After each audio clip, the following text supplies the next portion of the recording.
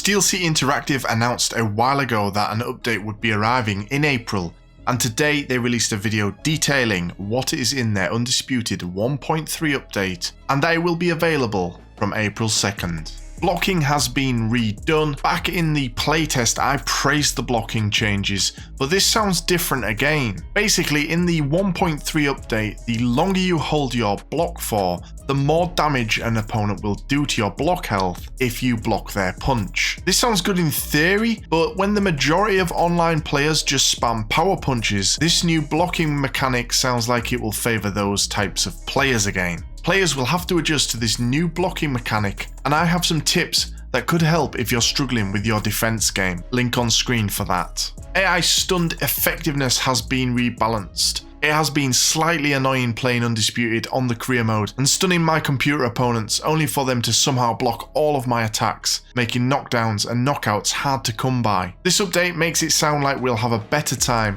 trying to apply that killer blow against the computer. Here's a nice addition. Instant replay in online fights are here.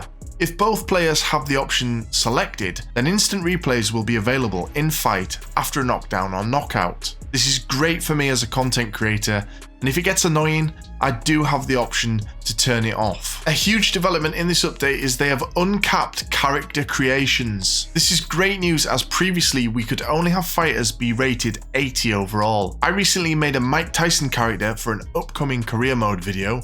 Subscribe for that. And I was frustrated that I couldn't have him rated properly. Many had believed this was because of the studio's wish to implement paid DLC fighters. It's good that they've listened to their community on this one. These creations will only be available for offline play. Career mode has some more changes, and it seems to be the mode that is frequently seeing improvements and changes across these updates. We can now customize our fighter before each fight, a neat addition. As previously mentioned, in career mode, you will now be able to customize the roster. So if you don't want the legend boxers in your career mode, you now have the option to remove them. You will also be able to de-age boxers so that they don't retire before you make it to the big leagues. A common complaint of the career mode is all the top boxers retire before you're challenging them.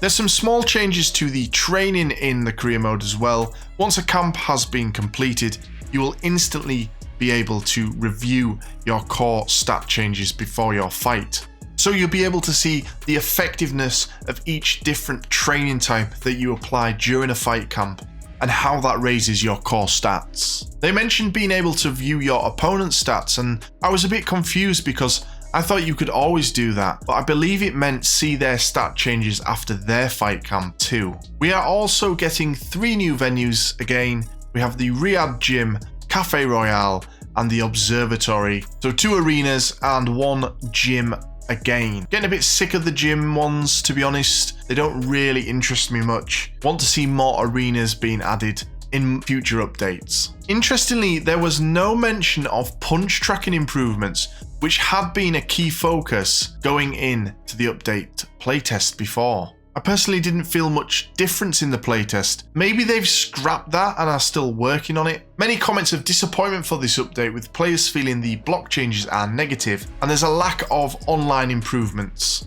Also, the punch tracking has been a key thing for the community, and it seems like a glaring omission. I previously stated that this update was a crucial one for the game and the studio, and judging by the initial reaction, it's not seeming like this will pull players back. However, I'll be here to give you my honest opinion, so make sure to check back for my thoughts on the Undisputed version 1.3 update, and go and watch this video next.